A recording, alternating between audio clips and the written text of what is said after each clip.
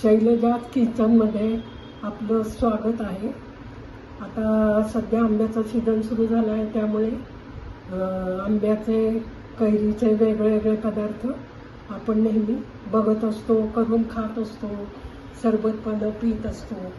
तसंच आज आता आपण कैरीचं गोड लोणचं त्याची करायची पद्धत आपण बघणार आहे. आणि दुसरं म्हणजे कैरीचं उकडून पण नेहमीप्रमाणे आपण सबल कैरी उकडायला न ठेवता कीस उकडून त्याचं पन्ह कसं करायचं ते आपण बघणार आहे. यासाठी साहित्य: लोणच्यासाठी या कैरीच्या फोडी आणि या कैरीच्या पोळी त्याचा गर पण घेतलेला आहे. फोडणीसाठी तेल, दाणा मेथी, मोहरी, हिंग, हळद, तिखट, लोणच्याला चवीला मीठ, गूळ आणि थोडं पाणी आपण घेतलेलं आहे. पन्ह्यासाठी आपण आता ती कैरी किसतोय आणि आधी ती कैरी आपण कुकरला वाफवायला ठेवणार आहे. तर यात मी तुम्हाला एक 3-4 फोडी मी तुम्हाला किसून दाखवते. त्याच्यात साल येऊ द्यायचं नाही आहे.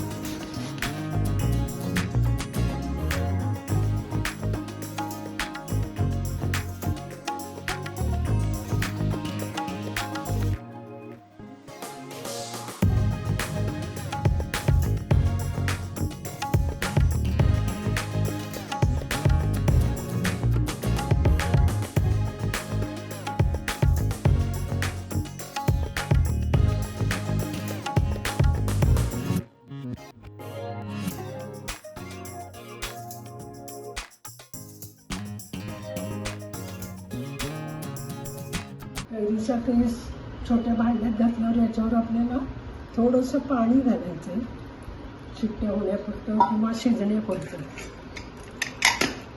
हे भांडं आपण आता कुकरला ठेवलं.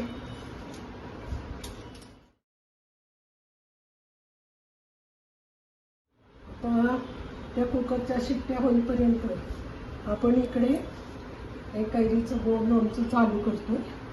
त्यासाठी आपण एक भांडं गॅसवर ठेवलं आहे फोडणी, कैरी फोडणी घालण्यासाठी. त्या भांड्यात तेल घातलं आहे. आता साधारण 1-3 चमचे तेल घातलेले.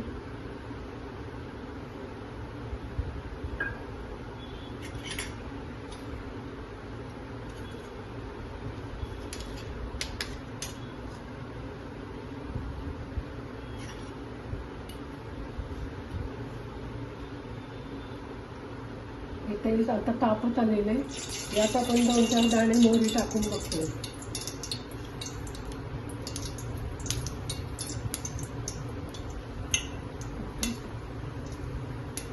तेल तापलेलं आहे. यात मी आता मोहरी घातली. मोहरीबरोबर थोडी आपण दाणा मेथी फोडणीला घातली इथे.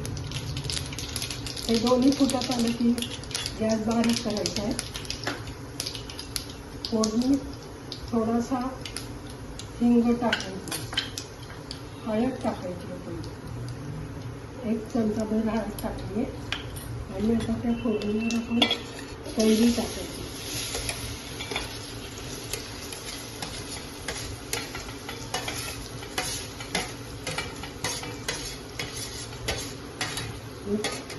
ही कैरी आपण कैरीचं साल काढून चिरून घेतलेली आहे.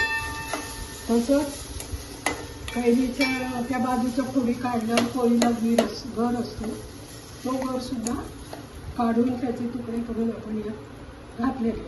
आता यात मी थोडंसं पाणी घातलं आहे वाफ येण्याकरता. आणि आता आपण फोडणीला टाकलेली आहे, तिला वाफ आलेली आहे. या कैरीला वाफ आल्याशिवाय आपण यात मीठ घालायचं नाही आहे. मीठ जर घातलं तर भाजीच्या किंवा कैरीच्या त्या फोडी लवकर शिजत नाही. आता यात चवीनुसार मीठ घालायचं आहे थोडं. नंतर तिखट घालायचं आहे. साधारण 1-2 चमचे तिखट यात घातलेलं आहे. आणि आता आपण यात गूळ मिसळतो. बघा, हा अर्धी वाटी गूळ आहे. याच्यातला थोडासाच आपण शिल्लक ठेवलेला आहे, बाकीचा गूळ या घातला आहे. आता हे आपण हलवायचे.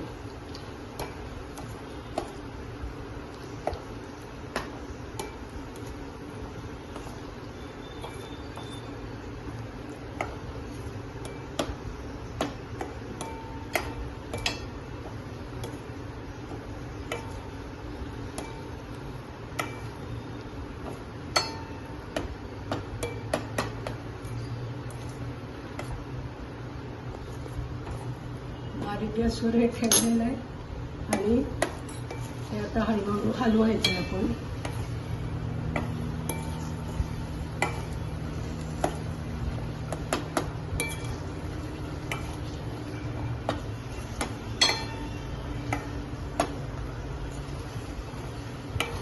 आता हे लोणचं पूर्ण शिजलेलं आहे. आता मी हा गॅस बंद करते.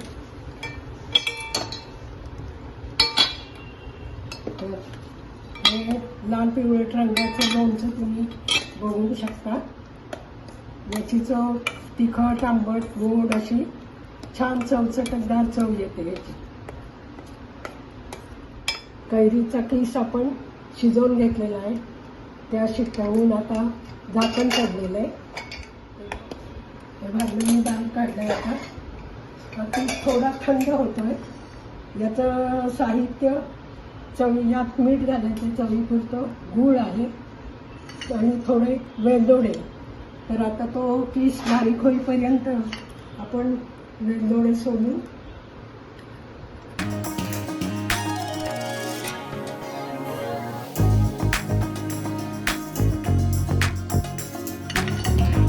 ही वेलदोड्याची पूड झालेली आहे.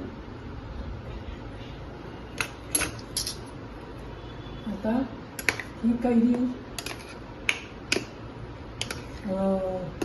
जरा थोडीशी थंड झालेली आहे. आता ही थोडी गरम असताना यात आपण चवीप्रमाणे हे आपण थोडंसं मीठ घातलेलं आहे. नंतर यात आपण गूळ घालणार आहे.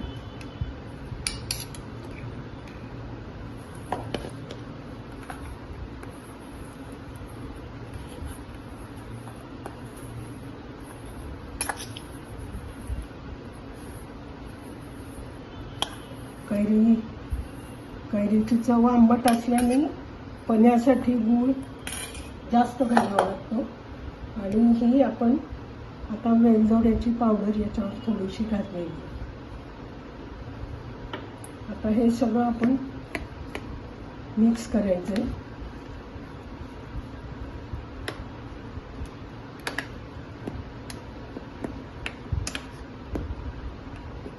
आता हा गर सगळा बघा, हा किस वाफवल्यामुळे हा सगळा एकसारखा मऊ झालेला दिसतोय. आणि सालाचा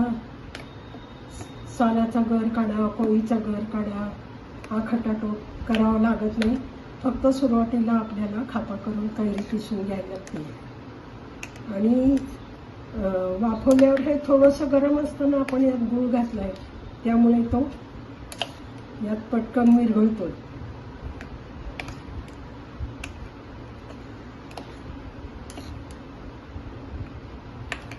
बघा, एरवी जर हे गार असेल खूप तर गूळ विरघळायला जास्त वेळ लागतो. पण हे आता सगळं मिसळलेलं आपण बघू शकतो.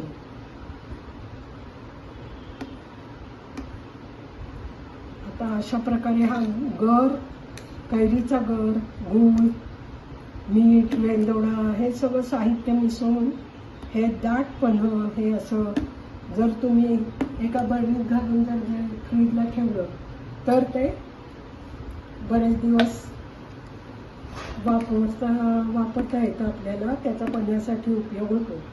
दरवेळेला वेगळी कैरी उकडत बसायची गरज नाही. आता याचं मी तुम्हाला पन्हं करून दाखवते.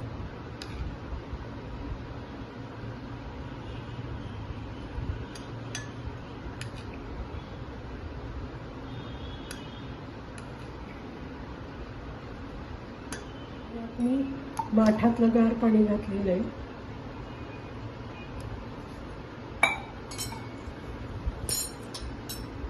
आणि हे फक्त हलवायचं आहे आपल्याला. हे आपलं पनीर तयार झालं. कमी त्रासाचं, चविष्ट आणि दिसायलाही सुंदर. रंग याचा बघा किती सुरेख आलाय. अशा रीतीने आज आपण कैरीच्या किसाचं पन्ह आणि कैरीचं आपण गोड लोणचं या 2 पदार्थांची करायची पद्धत माहिती करून घेतलेली आहे. आपल्याला जर या रेसिपी आवडल्या तर चॅनलला ते लाईक करा, सबस्क्राईब करा, म्हणजे तुम्हाला पुढचे नवीन व्हिडिओ बघायला मिळतील. धन्यवाद.